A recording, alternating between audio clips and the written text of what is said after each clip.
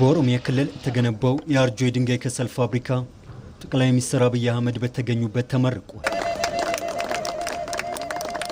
ኢትዮጵያ በገጸ ምድሯና በከርሰ ምድሯ ያዘቻቸው ማዕድናትን አውጥታ ለሀገር ልማት በመዋል ረገድ የቁጭት ዘመናትን አሳልፋለች። የማዕድን ዘርፉ የኢኮኖሚ ምሰሶዎች አንዱ ከሆነ በኋላም በየአካባቢው ያሉ ጸጋዎች ቀን ወጥቶላቸው መታየት በመጀመራቸው የኢኮኖሚ እድገትም የራሱን አሻራ እያሳረፈ ይገኛል። የአርጆ አካባቢ በድንጋይ ከሰል ሀብት ክምችት ቢታወቅም ሀብቱን ወደ ልማት መቀየር ሳይቻል ቆይቷል። አሁን ላይ የተገነባው ፋብሪካ ሁሉም አካባቢ ያለውን ሀብትና ጸጋ እንዲያለማ በተሰጠው ትኩረት የመነጨ መሆኑንም ምክትል ጠቅላይ ሚኒስትር ተመስገን ጥሩነህ ተናግረዋል። ያለንን ሀብት የሌለንን ብቻ ሳይሆን ሁሉም አካባቢ ያለውን ጸጋ እንዲያለማ፣ ሁሉም አካባቢ ያለውን ሀብት እንዲያይ፣ እግሩ ስር ያለውን ሀብት የቆመበትን ሀብት አይቶ አቧራውን ጠረቅ አድርጎ እንዲያለማ እድል የሰጠ የለውጥ መንግስት ነው። ይሄ ሁሉ ነገር የተሰራው ሀሳብ በመቅደሙ ነው። በሀሳብ አገር መምራት በመጀመራችን ነው። የድንጋይ ከሰል ፋብሪካው ለአካባቢው ነዋሪ የስራ እድልን የሚፈጠር ሀብት በመሆኑ ማህበረሰቡ መጠበቅ ያስፈልገዋል ብለው ምክትል ጠቅላይ ሚኒስትር ተመስገን ጥሩነህ በብዙ የውጭ ምንዛሬ በብዙ ዶላር የምንገዛውን ነገር የሚያስቀር ነው። ነገር ግን ይሄ ፋብሪካ የፌዴራል መንግስት የክልል መንግስት አይደለም፣ የዚህ አካባቢ ህዝብ ነው።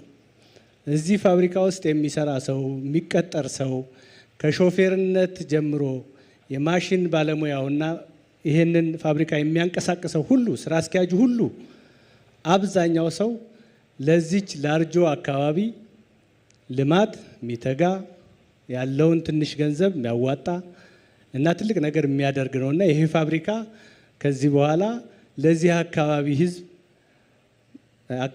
እንዲጠብቅ አካባቢው ህዝብ ለፋብሪካው ደህንነት እንዲተጋ እና ከፋብሪካው የኳሪ ሳይት ወይም ደግሞ ማዕድኑ ከሚመጣበት ጀምሮ እስከዚህ ድረስ ያለውን ነገር ሁላችንም ተባብረን መጠበቅ ያስፈልጋል። ኢትዮጵያ በድንጋይ ከሰል ሀብት ክምችት ከቀዳሚዎቹ ተርታ ብትሰለፈም ከ2 ዓመት በፊት በየዓመቱ እስከ $300 ሚሊዮን በላይ በማውጣት ከውጭ ሀገር ወደ ሀገር ውስጥ ስታስገባ ቆይታለች። ሀብቱ በሚገኝበት አካባቢ የሀገር በቀል ኩባንያዎች ፋብሪካ በመገንባት ኢትዮጵያ ከውጭ የምታስገባውን በሀገር ውስጥ ሙሉ ለሙሉ መተካት መቻሉንም የማዕድን ሚኒስትሩ ኢንጂነር ሀብታሙ ተገኝ አንስተዋል። ይህም ለኢትዮጵያ ኢንዱስትሪ ሽግግር በማፋጠን ረገድ አይነተኛ ሚናውን እየተወጣ ነው ብለዋል። ሀገራችን ኢትዮጵያ ልክ እንደ ሌሎች ማዕድናት ሁሉ ሊለማ የሚችል የድንጋይ ከሰል በተለምዶ ከረጅም ዘመናት ጀምሮ ጥቁር ወርቅ የምንለው ሀብት ካላቸው ሀገራት ተርታ ትመደባለች። ይሁን እንጂ ይህ ሀብት ቢኖራትም እስከ ባለፉት 2 ዓመታት ድረስ እስከ $300 ሚሊዮን የአሜሪካን ዶላር በማውጣት የታጠበ የድንጋይ ከሰል ከውጭ ታስገባ ነበር።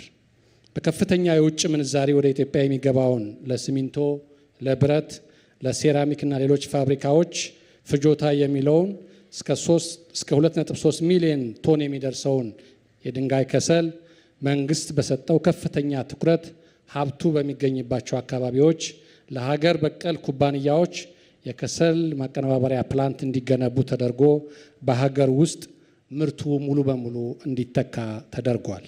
በሜድሮክ ኢንቨስትመንት ግሩፕ የተገነባው የአርጆ የድንጋይ ከሰል ፋብሪካ በኢትዮጵያ ካሉት የድንጋይ ከሰል ፋብሪካ በአይነቱ ልዩ የሚያደርገውና ግዙፉ መሆኑን የማዕድን ሚኒስትሩ አንስተዋል። ሜድሮክ ኢንቨስትመንት ግሩፕ ባጠረ ጊዜ እስከ 200 ቶን በሰዓት የሚያመርት በዓለም አቀፍ የጥራት ደረጃ የተሟላ የድንጋይ ከሰል ማቀነባበሪያ ፕላንት በመገንባቱና ምርት በመጀመሩ የድንጋይ ከሰል አቅርቦትን ዘላቂነት ያለው እንዲሆን ይረዳናል።